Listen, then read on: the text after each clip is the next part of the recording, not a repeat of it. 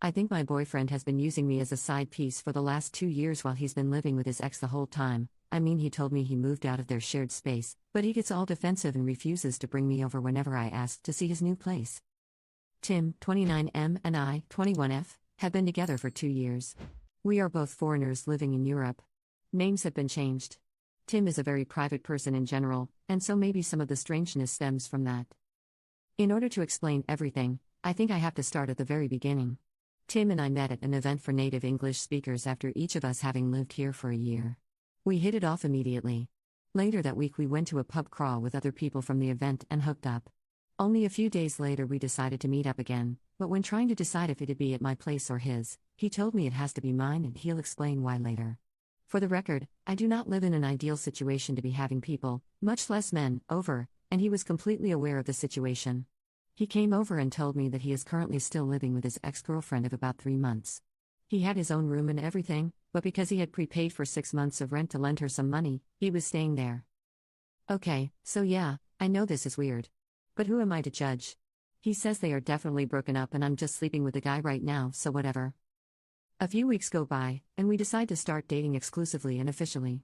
He says he's just living with his ex, who we'll name Stephanie, temporarily for another 3 months, and then he'll find another place. Alright, so it's a weird situation, but I trust him, and he'll leave in 3 months. He complains about having to live with her and says it's uncomfortable. He also told me why they broke up, which was because he caught her cheating on him with her ex at a party. So I'm not worried about them getting back together.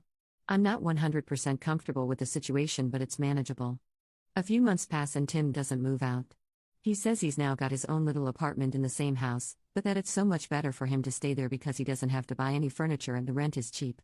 Remember, we're foreigners, so buying a ton of furniture that you're just going to have to sell when you leave is annoying. He eventually starts saying that he's going to bring me over there to show me that they're living separately and whatnot. Long story short, that never happened. Every time I asked him to ask her about it, he'd say that she'd get upset and blah blah blah. Apparently she was aware that he had a girlfriend, but didn't like it and wanted to get back together. After a year, he finally moved out. Not into his own place, but into the spare room at his buddy's house. I had been to this buddy's place before, only once, though, and that has been the one and only time I've ever met one of his non-mutual friends, which is suspicious and strange on its own. I didn't help with the move, not for lack of trying, so no, I never saw him move his stuff there. Again, this was a temporary solution until he found a place of his own. Through various circumstances, company being bought out which lead to job insecurity, him being extremely picky about finding an apartment, he has still yet to move into a place of his own. It's been about 10 months since he moved into his buddy's place, and I've yet to be there, even though I've asked many times. He always says yes, but then later says that he doesn't want to intrude or be a nuisance, etc. So essentially, I've never seen where he lives. Those things, along with me never having met his friends or Skyped with his family, are the underlying basis for my suspicion, but here's where the real stuff comes. Last night, when I couldn't sleep, I went Facebook stalking. I searched for tagged photos of Tim because I know he's weird about his Facebook and doesn't let tagged pictures and posts show up on his wall. While going through the pictures, I found 3 pictures of him while he was visiting home over the summer. In each of the 3 pictures, there is a girl, who is untagged, and sitting next to Tim. In 2 of the 3 pictures his arm is around her, but the pictures are more posed and everyone's arms are around each other. 2 of the pictures are with friends, so I figured she's a friend from home, no big deal. In 1 picture though, they are with his sister and her husband and daughter. So a much more intimate picture. I do not know what Stephanie looks like, and she doesn't have Facebook. I can't find a picture of her through Googling. But I think this girl might be her. I don't know exactly why I think that, but I do. I did some more Google research and found Stephanie's grandmother's obituary.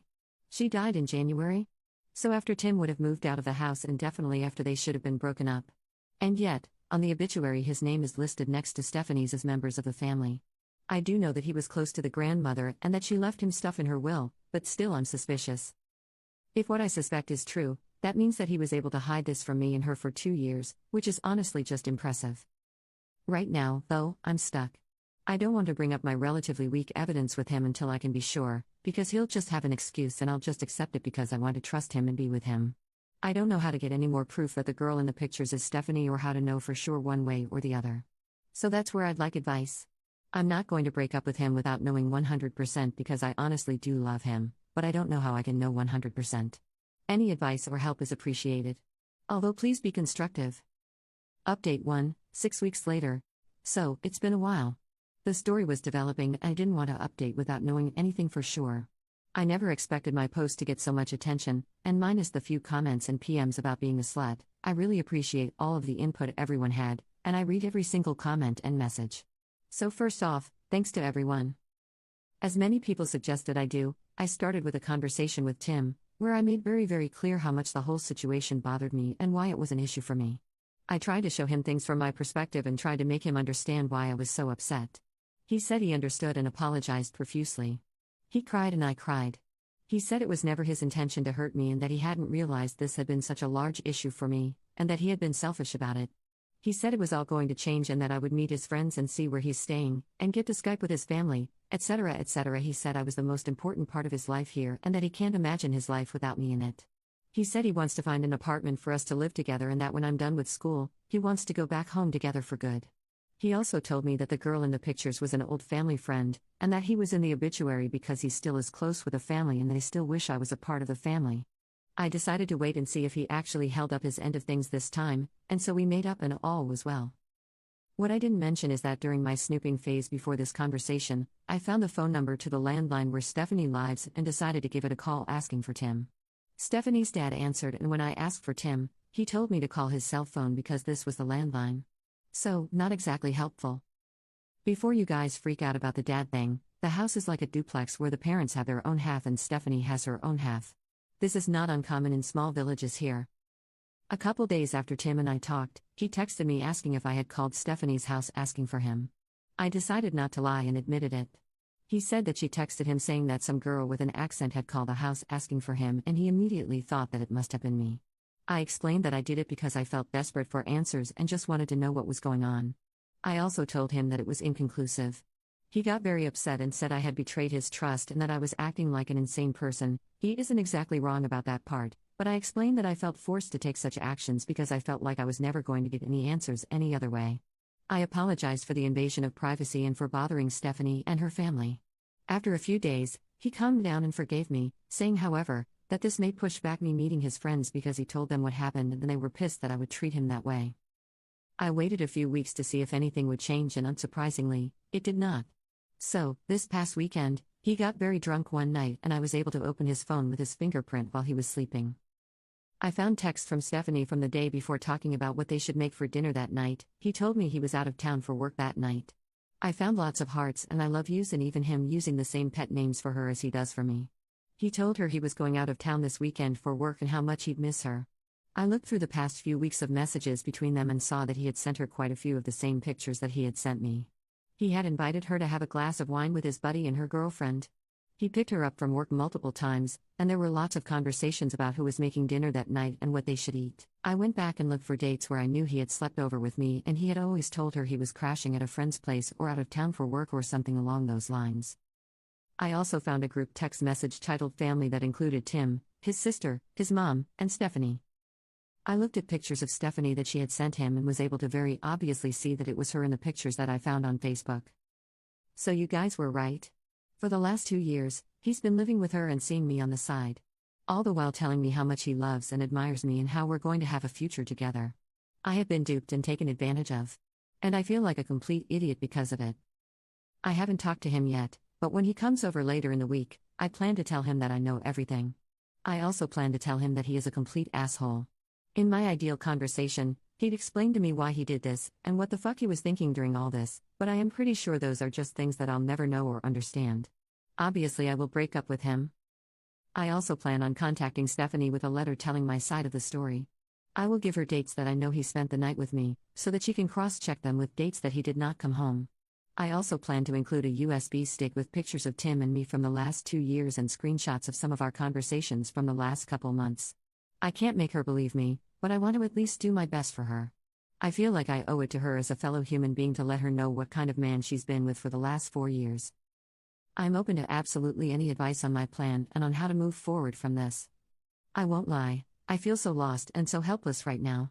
By breaking up with Tim, I'm losing a huge part of my life in this country, and I'm definitely going to be feeling this hole for a while.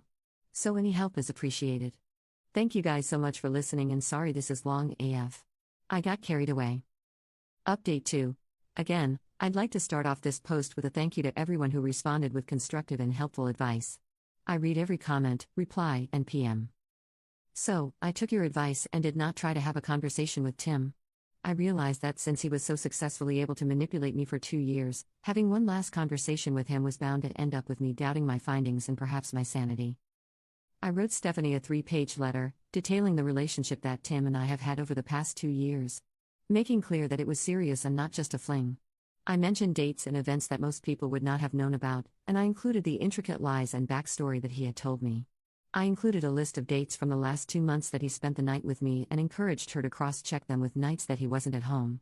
I printed out a few photos of us as a quick visible proof, and I included the rest of the photos on a USB stick in the letter. The stick also contained screenshots of any particularly incriminating conversations that we've had over the last few months. I scanned postcards that he had sent me from various vacations and included those as well. For safe measure, I also included a copy of the letter, in case the hard copy went somehow mysteriously missing.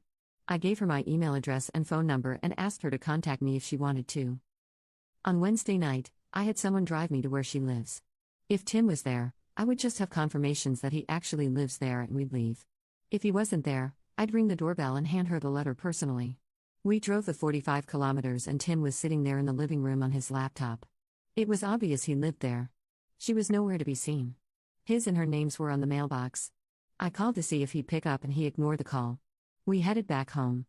On Thursday morning, I mailed the letter. I ensured that it was registered post. In order to receive the letter, she'd have to show her ID and sign for it. On Friday, the letter arrived. She was not home, so she received a notification to go pick the letter up at the post office. On Saturday morning, she picked it up and I got an email of the receipt with her signature on it. Throughout all of this, I conversed normally with Tim and made excuses as to why he couldn't come over during the week, so as to not tip him off to anything. He stopped talking to me about 20 minutes after she picked up the letter Saturday morning, and I have not heard from him since. He has, however, defriended me and my family on Facebook. I have not heard from Stephanie either.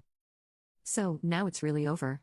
I hope with my whole heart that he was not able to lie and manipulate his way out of the situation with her, but I will probably never know.